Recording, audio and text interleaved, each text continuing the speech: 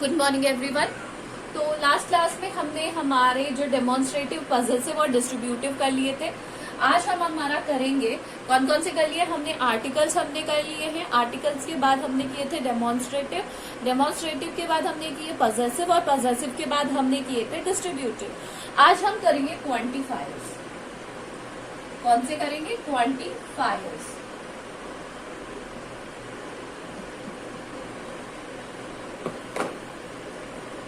Quantifiers हमें बताते हैं क्वांटिटी। क्वांटिटी क्या होती है?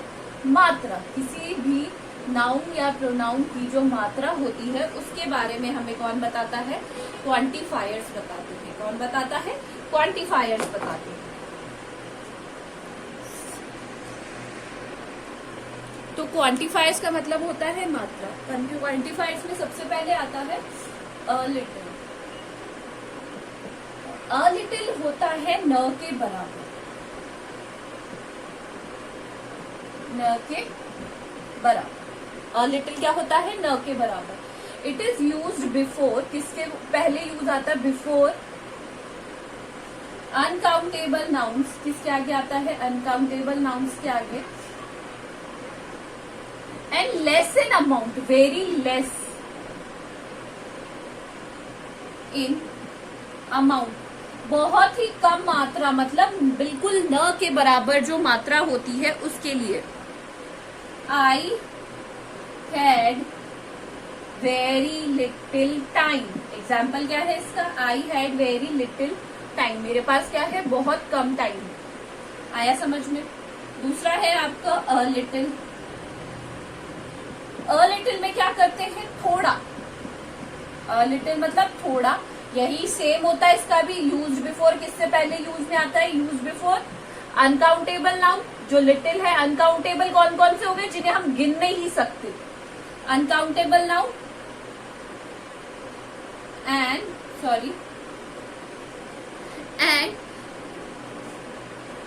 इट मीन्स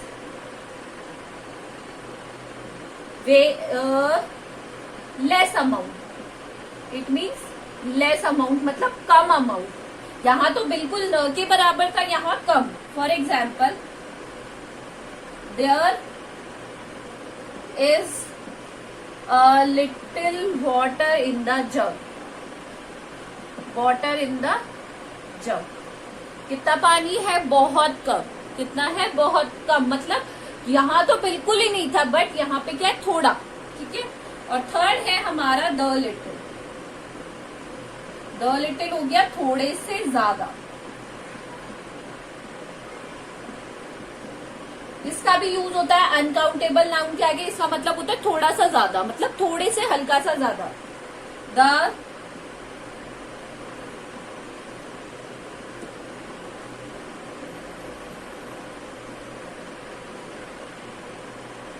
I ate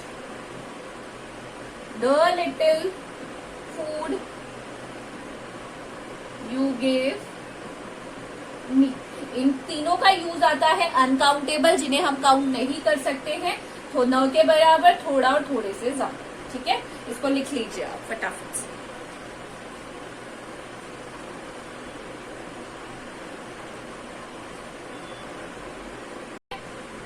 तो ये हो गया हमारे लिटिल और लिटिल और द लिटिल।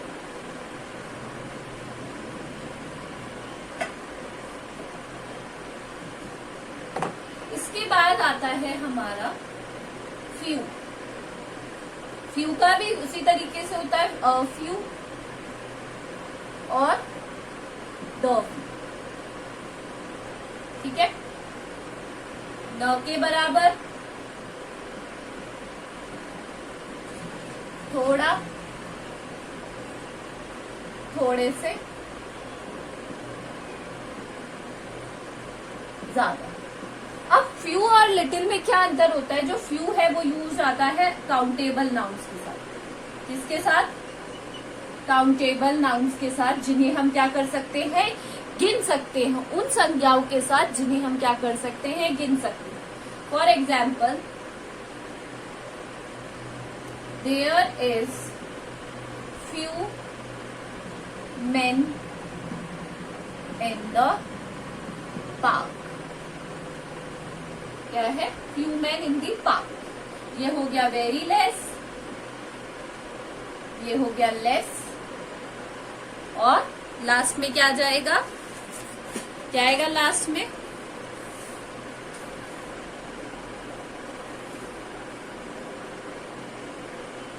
Also less. ठीक है. He has a few books and last है हमारा ओनली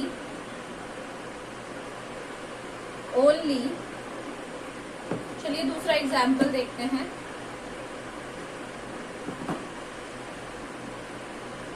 I have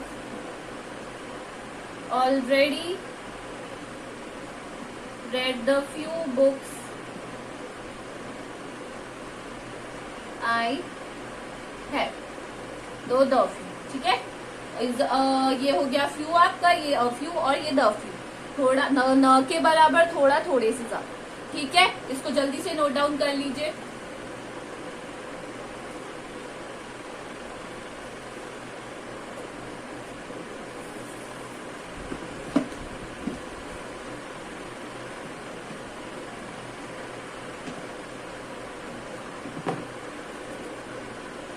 अब है मैनी और मच. दिखने में तो मैनी और मच एक जैसे ही लगते हैं, बट मैनी यूज में आता है बिफोर प्लूरल काउंटेबल नाउन्स के आगे. किसके आगे? प्लूरल यानी बहुवचन. प्लूरल यानी बहुवचन. काउंटेबल मतलब गिनी जाने वाली वस्तुएं.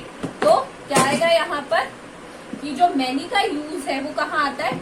Before plural countable noun. मतलब बहुवचन जितनी भी काउंटेबल नाउन्स है जिन्हें हम गिन सकते हैं. एग्जाम्पल देखिए. I have many books. मेरे पास बहुत सारी किताबें हैं, तो books can be counted. And in the case of much it is used before. Same plural के लिए आता है, बट मच आता है हमेशा अनकाउंटेबल नाउन्स के लिए. किसके लिए आता है? आपके अनकाउंटेबल नाउन्स के लिए. For example, I have much time. मेरे पास क्या है? बहुत सारा टाइम है, but you can not calculate times in terms of calculation. आप टर्म्स ऑफ कैलकुलेशन के उसमें काउंट नहीं कर सकते टाइम को. तो मैनी आता है काउंटेबल के लिए और मच का यूज आता है प्लूरल अनकाउंटेबल. ठीक है. लिख लीजिए इसको.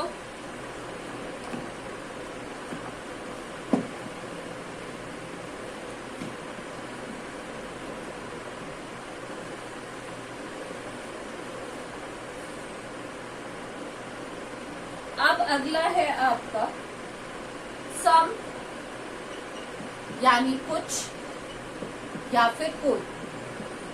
सम का मतलब क्या होता है? कुछ या फिर कोई. सम हमेशा काउंटेबल और अनकाउंटेबल के लिए यूज आता है. मतलब काउंटेबल और अनकाउंटेबल दोनों में यूज होता है ना. बट इसको डिफरेंस किसके अंदर हम इट इज यूज? एक तो ये काउंटेबल और अनकाउंटेबल दोनों में आता है, और किस तरीके से इट इज मीन्स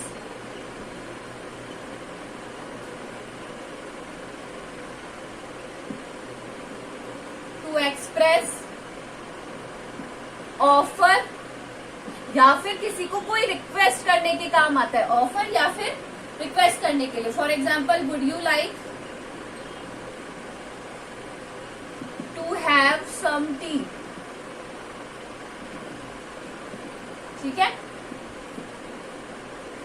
देखो टी क्या है? अनकाउंटेबल है, बट क्या यूज किया है? सम. तो सम दोनों के साथ आता है. इसके बाद आता है एनी.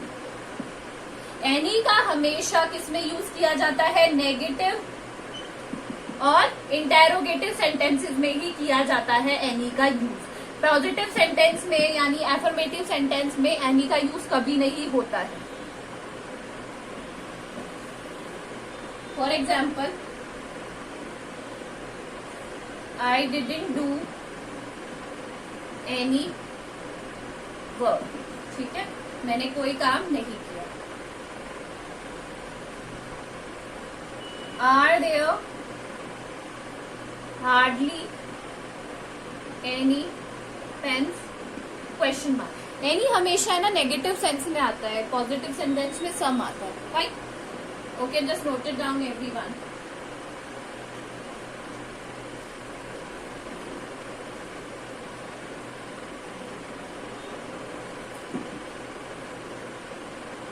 इसके बाद है इनफ। इनफ का मतलब होता है पर्याप्त, पर्याप्त मात्रा में। इसका भी यूज दोनों काउंटेबल, काउंटेबल मतलब गिनी जाने वाली, बहुत बार बता चुकी हूँ। अनकाउंटेबल नाउन्स के लिए आता है, दोनों के लिए कर सकते हैं। It is use to show, it means adequate. Adequate का मतलब होता है पर्याप्त, in number and amount.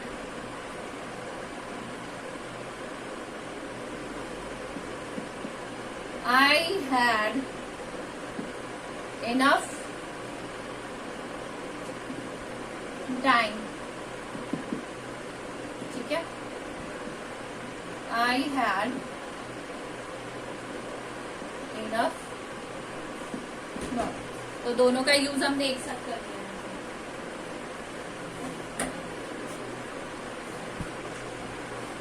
Okay,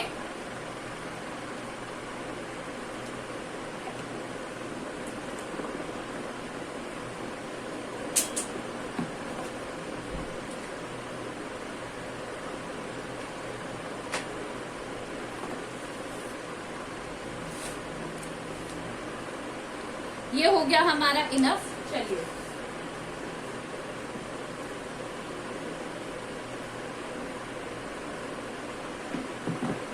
इसके बाद है हमारा लास्ट सेवरल।